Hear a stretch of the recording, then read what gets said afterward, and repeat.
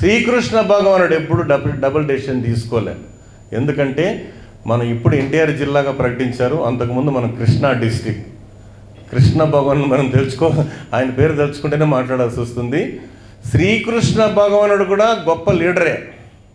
ఎందుకంటే ఆయనకి ఎన్ని పోర్ట్ఫోలియోలు ఉన్నా డ్రైవింగే తీసుకున్నాడు ఆయన కురుక్షేత్ర సంగ్రామ సమయంలో. అందులో భాగంగా ఆయన ఈరోజు డబుల్ డెసిషన్ తీసుకోలేదు సార్. డబుల్ డెసిషన్ ఇప్పుడు అరణ్యవాసం అజ్ఞాతవాసం అయిపోయిన తర్వాత ధర్మరాజు శ్రీకృష్ణ భగవానుడు ఇద్దరూ కూడా ఒక రూమ్లో కూర్చొని, ఒక విడిదిలో సార్ కూర్చొని మాట్లాడుకున్న తర్వాత, బావా నేను వెళ్ళొస్తాను అంటాడు. పోయిరా బావ అంటే పని ఏంటదేమో. అమ్మ పెద్దవాళ్ళు మీకు తెలియదు ఏముంది, ముందు ఎక్కడన్నా వెళ్ళేటప్పుడు భర్తని కానీ ఎక్కడికి అడిగేవాళ్ళు కాదండి అప్పట్లో. ఇప్పుడు ఏమైందంటే బయలుదేరక ముందే 2-3 రకాల క్వశ్చన్లు వస్తుండే, ఇంకా మనం ఏం మాట్లాడలేము. ఒక 2 అడుగులు ముందుకు వేసే లోపల బావా ఆగో అన్నాడు. ఏం బావా అన్నాడు. నువ్వు పోయే పని అవుతుందా బావా అన్నాడు.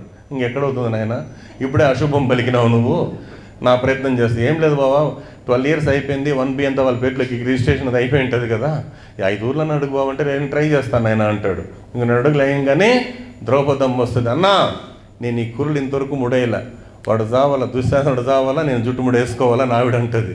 నెక్స్ట్ భీముడు బావా వాడిని కొట్టి సంపాలి వద్దు బావా అంటాడు. అర్జునుడు అస్త్రాలు వేసేస్తాను బావా అంటాడు. నకుల సహదేవులు కూడా యుద్ధమే కావాలంటారు. ఎందుకంటే ఏదైతే సార్ మనం ఒక సింగిల్ డెసిషన్ తీసుకుంటామో దాన్ని ఖచ్చితంగా పనులు వర్కౌట్ అవుతాయి సార్. డబుల్ డెసిషన్ అనే నినాదం అది చాలా వరకు డేంజర్ సార్.